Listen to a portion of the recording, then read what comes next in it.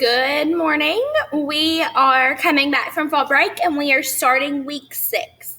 So your assignments this week in reading, you're going to work on modifiers, drama, and I know there's an instructional video I put in there about drama. That one I would definitely watch. Writing and then parts of speech. In math, you're going to be finishing up addition that you did before fall break and working with subtraction of whole numbers and subtraction of decimals, and there are videos in there for that as well.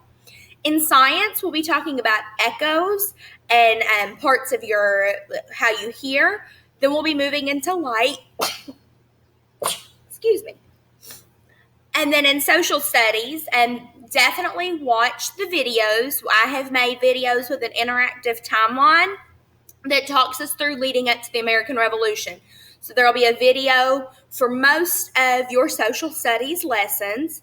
Something that I think would help some of you with social studies especially, it might also help you with your reading and your science, not so much with math.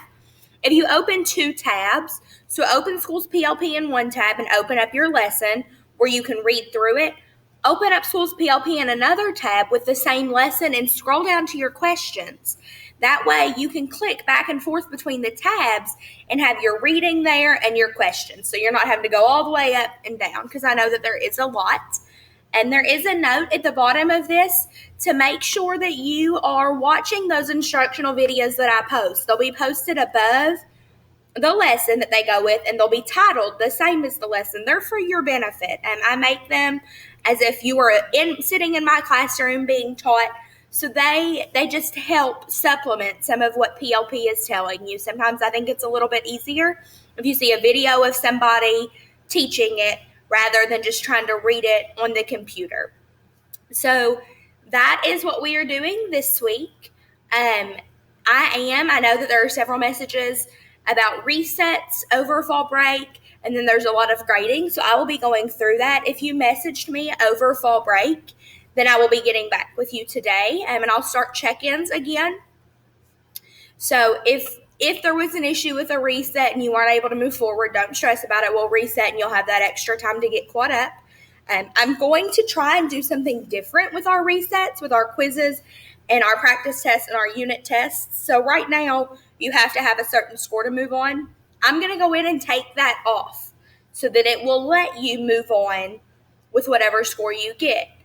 The thing that is going to be super important for you to do is you've got to make sure that even if you get a 40% and it lets you move on, you can move on, but don't forget to ask for a reset to come back to that. Otherwise, that will hurt your grade and it will hurt it fast. So I'm going to work on that today, on taking that requirement of a certain score off. That way you're not waiting on me to move on, but make sure that even if you've moved on because I've taken it off, if you've got a grade that really affects your overall grade, that you ask for that to be reset.